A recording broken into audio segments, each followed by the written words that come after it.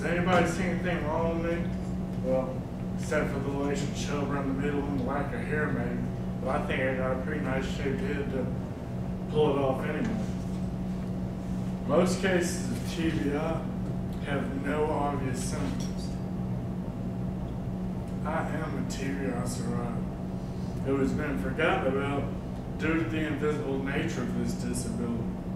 Lack of knowledge, it prevents the proper guidelines from being put into place to allow the survivor to become an active member of society again. TBI is an unnoticed problem in the U.S. The best solution would be to educate or get involved. The growing numbers of TBI survivors in the community that the public is unaware of, your involvement will help your community. A TBI is involved, or is defined as acquired injuries to the brain by an external force resulting in partial disability or impairment. The limited information, even in the professional sense, has everything to do with the lack of education involved. The advances in the intensive care unit have allowed people to be saved from injuries that they would have not otherwise survived from, resulting in the increasing number of TBIs. The limited information means that almost every statistic I give you today is throughout all my sources. According to pretty much any TBI-related source, the U.S. alone has 1,700,000 new cases every year. 75% of your TBI cases are just concussions or other forms of mild injury, with the remaining 25% resulting in either death or permanent disability.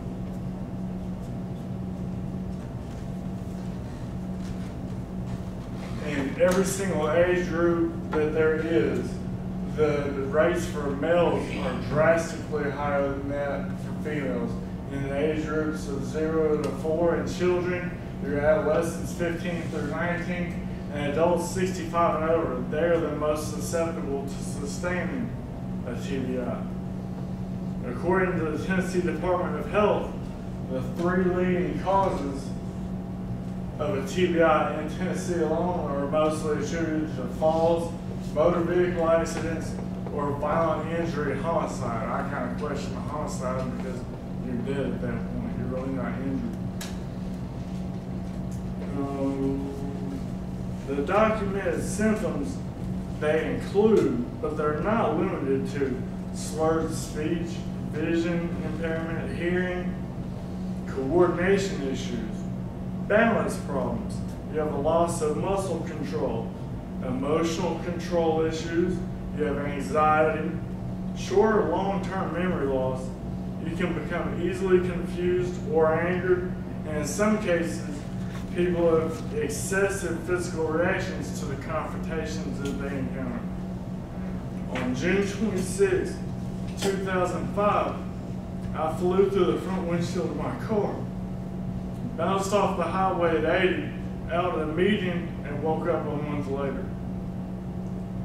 I didn't know anything. I had to learn how to walk, talk, every basic function of life all over again. I also separated my left shoulder and did tons of tendon damage. I don't have as much use of it. The stroke left my left side kind of numb. A piece of glass went through my eye, and it went through the lid, severing in one of the muscles, causing double vision, and also severed one of my tear ducts. I had a collapsed lung, but my TBI is the worst of all of them. The TBI program in Memphis is run by one lady, Carolyn Chambers, one person. Every year she gets 650 new cases. She has to take care of herself. And that is not to mention all the thousands of cases that she already has. There's no timeline on the help that she can offer with her services. She is overwhelmed. The lack of information and knowledge on the subject kept me from getting my disability for over 5 years. I went homeless twice. I did not receive the proper medical treatment that I should have. In Covington, I got arrested. And I spent a week in jail just sitting there because my slurred speech and my lack of ability to walk properly led the police to believe that I was intoxicated. Even now, since I've made it past all of that, I still have instructors that treat me and my problems as if I'm just not trying hard enough. I'm not disabled. Even after I come to them privately and address my issues with them, I'm just one of 1.7 million new additions admitted yearly to this TBI community. The solution is most simple. You have knowledge and exposure and understanding. During my research for this, I became involved with a support group. I asked and opposed to that support group, what is the one thing an average person can do to help? Although every answer varied, every single one of them had one thing in common. Everyone just wants to be listened to and understood. You may not know it, yet encounter a TBI survivor regularly who would benefit from anything that you could do. Volunteering with Carolyn Chambers at the TBI Services Program in Memphis, doing pretty much anything. She's the only voice for a TBI survivor within 150 miles.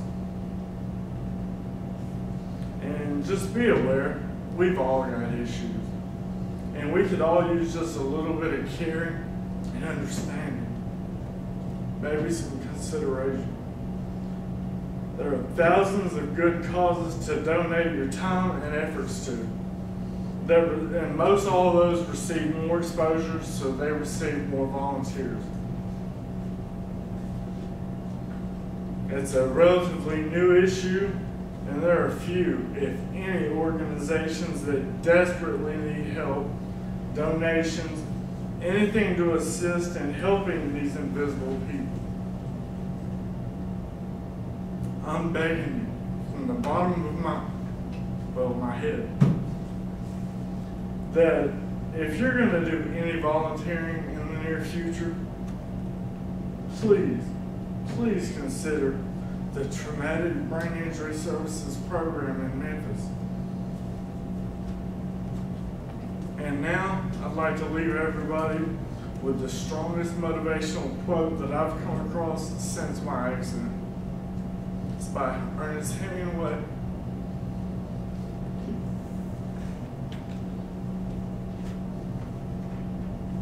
Life breaks everyone, but some people grow stronger in the broken place. Thank you.